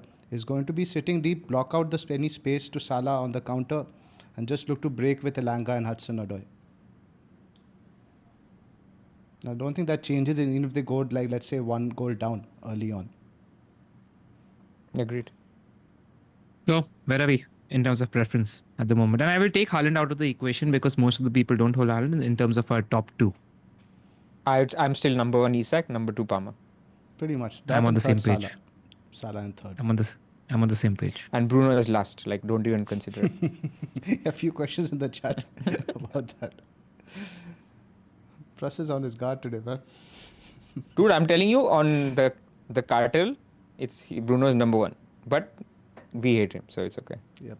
Let's just have a quick look Question to you guys. In my case, Isak or Haaland? Just what's your current feel on between the two? Because I don't know what to make of Brentford's defense. Let's have a They've look improved, at the it seems. They've gone a bit more defensive. Let's have a look at the goal scoring odds. Now, City are 2.35, Newcastle 2.55, Liverpool are 1.90. So the bookies are respecting Forest defense over there. Chelsea are 2.2, Manchester United and Arsenal are joint top with Wolves. So City are up there. They're definitely in the conversation. And will Brentford give them a bit more respect? I'd say a bit less respect rather, given their recent defensive malaise. Maybe Brentford will feel that they can attack a bit more on their home patch. I like the Haaland shot. I don't think he's a worse pick than Isak. And the pure differential option, I'd go there. And Isak got a haul there, right? I remember at the G-Tech, he scored that goal and assist. He scored at least one, and he could have scored another when he rounded the keeper and he didn't shoot, right? I think. Yeah. And Haaland also scored a brace against Brentford, game week 2 or 3. Earlier in the season, yeah. Because I think although the season before, sorry, I was gonna say, I think they did the double on them. Brentford did the double on City, so I think it's close. As things stand, I'm 75 Isak, 25 Haaland. I'd lean towards Haaland in your case, man. I just want to add... you get what, how many... Let's just go back to your ticker now. For Haaland, you're going to get what? Brentford, it's just 2 more weeks where he's captainable? Yeah. EO aside, I was very confident taking Salah on West Ham because I genuinely thought he was the better captaincy option. And that's the same way I'm feeling about Isak right now. Like, home, Wolves, don't need to overthink it. Maybe we don't... view Isak in the same category as Haaland, Watkins from last year, Salah, Palmer, but he deserves that respect based on just how that team have been playing. So like that's where I am in terms of pure gut feel. Agree. I'd go Haaland. We have a few days to think about it. Just a bit of information because you guys were worried. So what House said, it's an important quote where earlier, after the game, he said that he doesn't know Isak's light, tight hamstring, etc. Wanted to protect him. Then in the conference today, Eddie Howe said that he looks like he's better.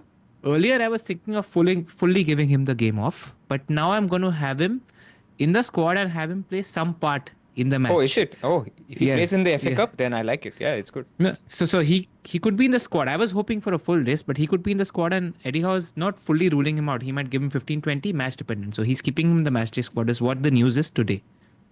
I thought it was the other way around. This is Isak we're talking about, right? Yeah. Isak. The thing that worried me was the 60th minute sub against Arsenal. Like 2-0 away from home is not a done deal, right? In a 2-leg semi-final. But he took him off. So it just tells you it wasn't... That's what he mentioned at halftime. So that's what I mean. Like, it's not just a managing something. It could be something. So we'll get another press conference because their game is Wednesday and the deadline is Tuesday. So we'll get another one. Let's see what he says. But there It's is a Eddie little Howe. bit to think about. It's Eddie I Howe. know. Yeah, But he's actually I'll very read out- honest. Just now he's very honest today. I'll read out the quote. We think he's pretty good. He's seeing his physio at the moment, given him a couple of days rest. But no, we think he's in a good place. He'll report back tomorrow and we'll have a good look at him.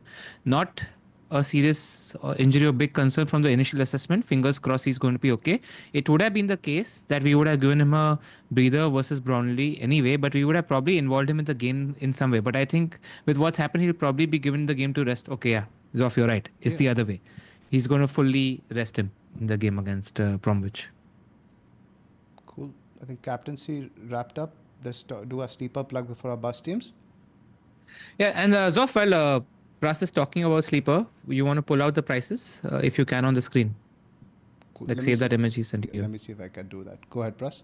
So there's actually a few updates to give on this. It's more to do with our Discord in general. So of course there is this game which is Sleeper, and if you download the app, you can play. And there's a free league which is basically anyone can join, and there's a second league which is only for our Discorders. So if you want to download the app, that is on the top right, the QR code, and if you want to join our public league, that is on the bottom right. And so basically the idea is you pick the result of every single game, just who will win or draw. And if you are the most successful, then you win a Premier League jersey every single month in the public league. But if you join our Discord, then there are every month, 3 people. I think this month in December, we've had one who's won for the second time. So you can win multiple jerseys. If you're in the top 3, all you have to do is predict results, absolutely free to play. And it's something that we've partnered up with this year. And if you want to join that Discord league, you can become a member on YouTube or join our Patreon on patreon.com/thefplwire. And why I wanted to actually talk about the Discord a little bit more is we are also going to start running some Discord competitions. So starting from, we'll skip this couple of weeks because it's midweek deadline and then the weekend deadline, so very short turnaround. So we'll give people a little bit of time. But so the weekend after, let's say Gameweek 23, we'll start our Discord competition. There are 2 of them. One is going to be the simple last man standing. So what we'll do is every single game week, we'll remove the bottom 10% or bottom 8% coming to whoever is there till the end. And what was the other one, guys? Do you remember the second competition? Yeah, it's a knockout competition. Oh, yeah. Group So the stages, proper cup. quarters. So there will be prizes for that as well. And there are also prizes for our monthly league winners. There's an FF Scout membership for whoever wins our Discord league. So there's lots if you want to get involved, in addition to, of course, the things that we have in Discord itself. So we'd love it if you can join us and support us. Especially if you're somebody like who's sitting in the bottom 5 or 10 of your mini leagues, right? And needs something to play for a little bit of extra motivation in the second half of the season. That's where these cup competitions come into play, where it gives you a reason to pay attention to FPL and have something to play for it. So get involved. Yep, just a bit of fun. Our bus teams before we discuss the Assman prices. Plus, this is you. So I'm saving till Game Week 24. But Raya, Gabriel, Munoz and Trent, and then Gordon, Palmer, Salah, Sarr and Bruno, and then Isak, and then I'm starting João Pedro. If he's out, then I'll play Chris Wood, because next week I was benching João Pedro anyway. So even if he's out for a month, I'm not going to touch him for the next 2 weeks, and then I'll deal with him after when there'll be more paths. We'll get more information on doubles and stuff. So I'll be saving this week and very likely saving next week as well. There's something. Plus, you talked yourself into a massive injury right now, right? Even You if there's just tempted another the injury, let's say João Pedro is out, and let's say then Robinson is also there. This is robust, man. But let's see. Maybe I'm wrong, and there's 3 injuries, and then I have to make a transfer. No, I'm telling you, there's going to be a big injury. You're tempting the gods. So something I took we a should high hit mention, last week. that all 3 of us own Palace Defense, and Chelsea are looking to ruffle a few feathers over there. We're looking to put in a bid for Mark Gahey or potentially recall Trevor Chalobah. Something you need to watch out for. But even if, let's say, they lose one of them, like Gahey, Lacroix, and who's the other one apart from Chalobah? Richards. I think they're okay. Like, it's not like Munoz's appeal is not his clean sheets. I know, but still something to monitor. Yeah. Chalobah is a very Yeah. good centre back. I rate him quite highly. Agreed. When I was talking about captaincy, I was lying. There's 75% Isak, 24% Haaland, and there's 1% of me that just wondered, like this is such a great week to roll on because the points are coming from Munoz. They genuinely are coming. The haul's coming. I wish it was a home fixture. I would have Yes, at home considered. you would have. Yeah, consider rolling. Like the points are coming there. He's so due, man.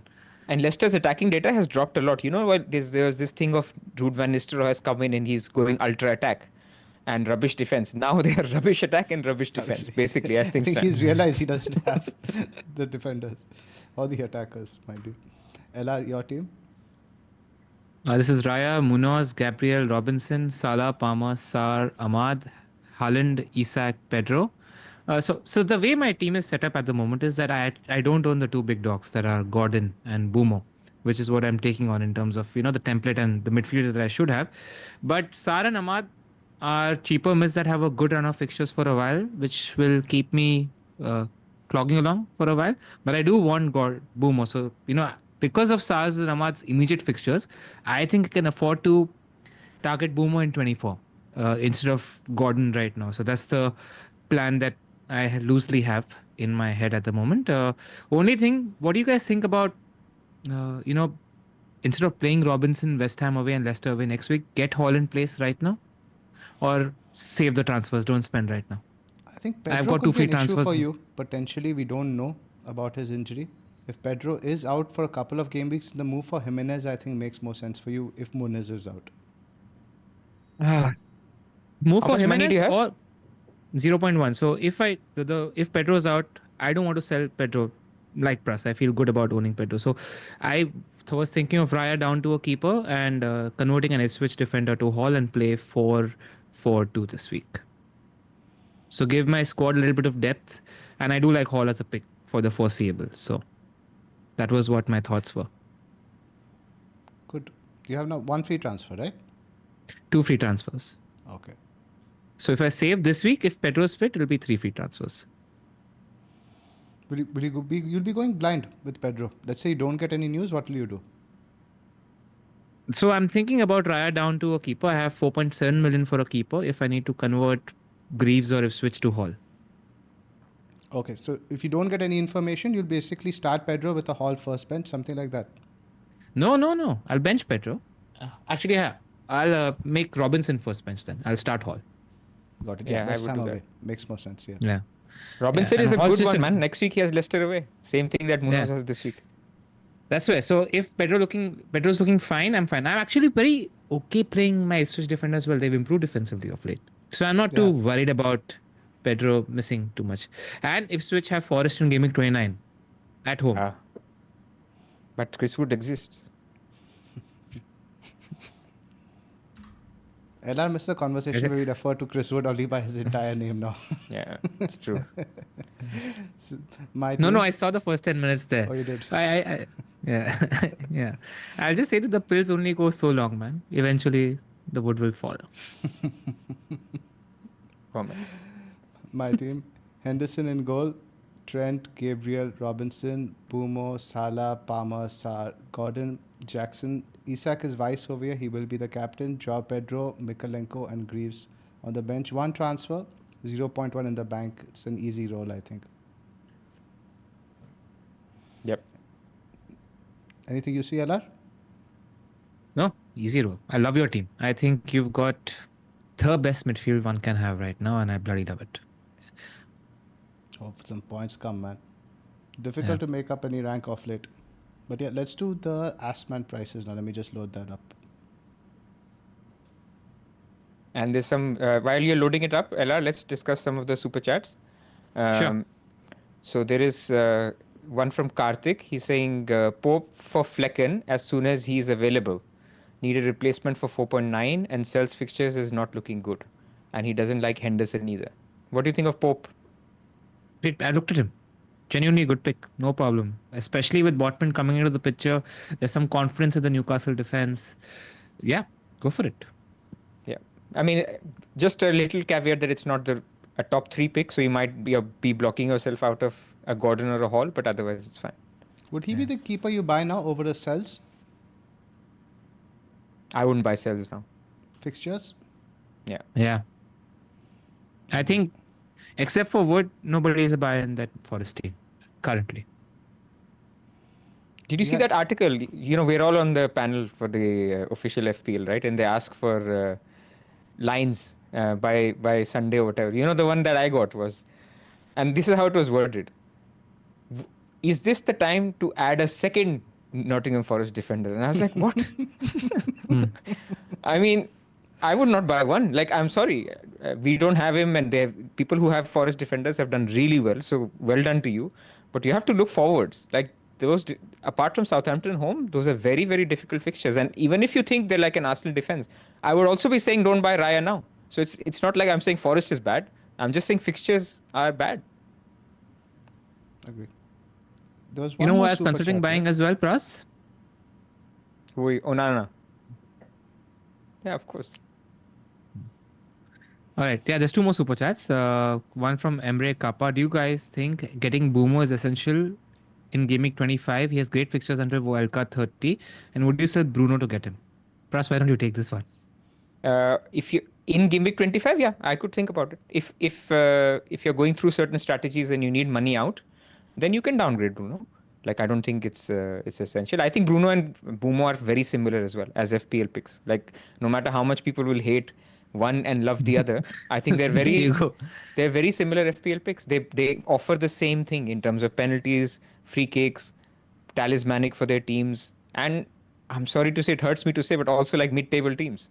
So, so we're very similar as picks.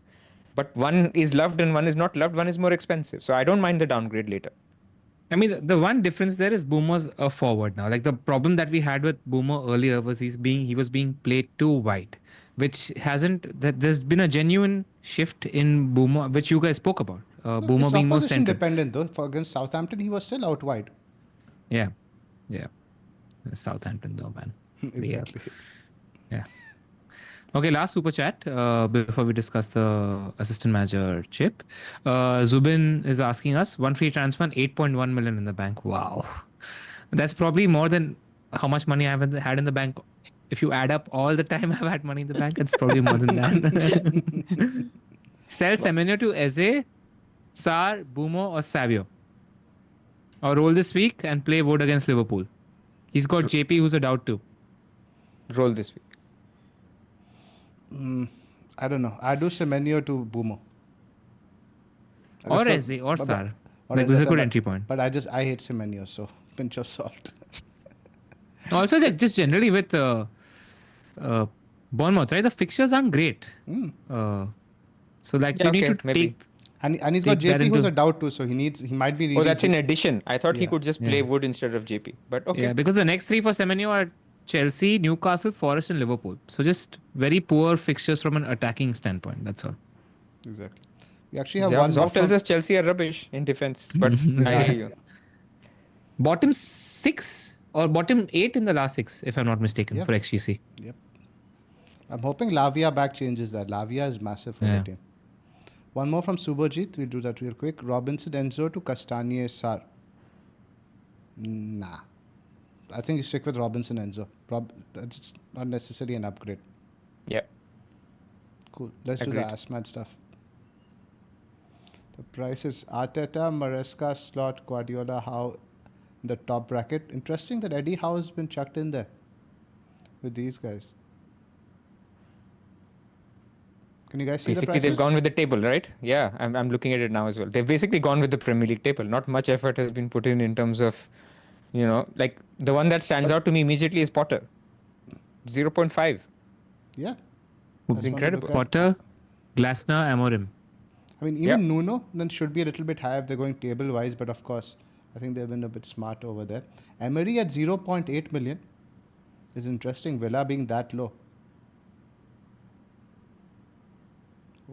I can't. Yeah, I think Pereira 0.8 doesn't seem right. Wolves shouldn't be at 0.5. That's potentially the most overpriced one of the lot. Admin owns is a Wolves fan. Now we know. He's been giving Cunha points. Pereira is higher as well. Pretty much. Glasner 0.8 million could potentially be interesting. Palace are 15th. So I think what this tells me is that, it's not going to be a huge issue. So unless you're going to have to say, I'm going to get a slot, In that case, you have to start to actually thinking about allocating funds. How do you remove one big player versus affording a slot? Versus if you're going for somebody who's under a million, like you have like 0.34 lying around all the time anyway. So it's not a huge issue. And I just think that some of these managers, the new managers, these are very, very interesting. Like these teams could easily turn it around and land up at a time when they're on their up. Like I can see Potter doing that. I can see Amorim doing that. They're good picks. Villa is a good pick. They tend to do well. It has to be a little bit of a chip where you play on the whim as well. Like you don't know. Like you can say, I will use assistant manager, give me 36 to 38, but also say I have no clue who I'll play it on. I'll see when I get to 35. How much money do you have in the bank right now, Zoph? 0.1. I was just trying to understand because Pras has got immense team value, so it's a little bit of like we're trying to balance this for the crowd, but it's easy to, I think, if you're not going Haaland, it's easy to remove 1.5 million also. It's fine. My money's tied up in Joao Pedro also, right, as the 8th attacker. Yeah. That's what. At some point, we need to like chart down opportunities for the assistant manager chip and like do a separate podcast for that. Like, just because I think people... Does it have to be in a double? Yes. Most powerful chip, yeah. Zoph, you have so it's 6 points for a win, 3 for a draw, 2 for a clean sheet, 1 for a goal. And if you're going for the 5-point bonus thing, so like I was actually calculating, right? Like a draw for a bonus team, if you're going on a Amorim, for example, punching above the weight, if he gets a draw, that's 8 points. 5 plus 3 bonus, that's 2 points more than slot winning against anybody. So like you need to take that into consideration, even if it's a draw. So like giving yourself the opportunity to earn 10 points to 15 points extra over one game, I think is massive. Yeah, I genuinely think it's massive. And just have a look at Everton's fixtures around the double. They play I think 24 is when we're expecting it to land, right? So it'll be Leicester, 24 or 25. 25. So it would be Palace, Manchester United, Brentford if it's 25. Otherwise, it would be Leicester, which makes it a lot more appealing. And then Palace, I think Palace are also above Everton, but not 5 places. They could be by then. If Moyes can find something at Everton, 24, maybe we could be playing the Asman chip on Moyes instead of Slot. Yeah, it's doable. It's just risk. Very high risk to do that because you've not seen enough of Moyes. You don't know what's going to happen there, etc. as well. So, like, I feel like if I was putting the chip on somebody who's 5 points up, I'd feel much more confident doing it on a team like Palace that are on a streak of 2 or 3 wins. And then we're heading into some tougher fixtures, right? This is pure blind. Like, it's just like rolling the dice. Go on, Pras, sorry.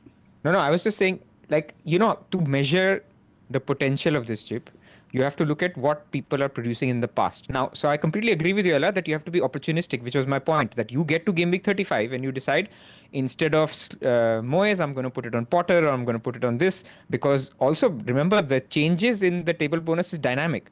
By the time you get to game week 35, the 5 positions, you think that West Ham will be 5 positions lower than Villa, but Villa are in a slump and it doesn't happen. So I think we'll have to be dynamic, but we have to answer your questions of does it have to be played in a double game week? Look at the past expected points or the points that have been achieved by the managers. They all range anything from obviously 1 or 2 if they lose and they don't score to even up to 20. So what you're saying is that on average, you will get, so for example, over the whole season, Newcastle have an average of 8. Nottingham Forest has an average of 8. Arsenal has an average of 7. Liverpool is, I think, 8.5. Getting one extra game at 8.5 is basically like getting one extra triple captain. Like, no matter what people say, expected values of players for one extra game is about 8 to 9 for a very, very good game. So you have to use it because the upside is so high in that every single game. In fact, what I would say is there are a lot of moving pieces, right? Like we could have a rogue double game week 37. We could have a rogue game week 25 double for Spurs, which we didn't talk about because it's too complicated, but it could happen. If you get a double or a sequence of doubles where it is within a 3-week period, you close your eyes and you play assistant manager chip no matter what. Like you get 5 games out of that chip, it's huge. Spend transfers, take hits. Yep. I'm with you. Yeah. Basically roll the dice. Yeah. Can't You know use what's going to that be anymore. fun? Like, I can't wait for the stories that are going to emerge. Like, invariably, there's going to be somebody who is, let's say, just for example, let's say Potter is going to face Slot after a double, and somebody's going to sell Potter into Slot, and is if Potter pulls off like a performance, there's this potential for the stories are going to be great. Shouldn't have sold -4 Potter. transfer is going to cost them 15 points. Like a transfer like that can cost you 15 points. I just can't wait for the stories that emerge. There will be a few like this, which are going to be bizarre. So it's going to be a bit of fun. Because I think you think we're going to talk about this ship next year? I don't think so. No. I hope We not, might but talk about it as a simpler version of this chip, but not this complex version of this chip. I hope the scoring system in general stays the same because they've been trialing some stuff with that FPL challenge also, that stuff with recoveries, etc. Who knows what next year will bring? They're clearly looking to shake things up. They're also recruiting in the position. Do you know that? There's a job opening on the Premier League or the fantasy website where it's game consultation. So somebody's actually thinking about Get this. on the The phone, intern, yeah. Dude, no time. Cool. Let's wrap up, guys. We got close to a couple of hours. Oh, All right, Excellent. guys. I mean, we still how many likes do we have on this? only 163. Man, for the amount of people that are watching this, guys, show us some love. And we need to remind you all of our targets. It really helps us.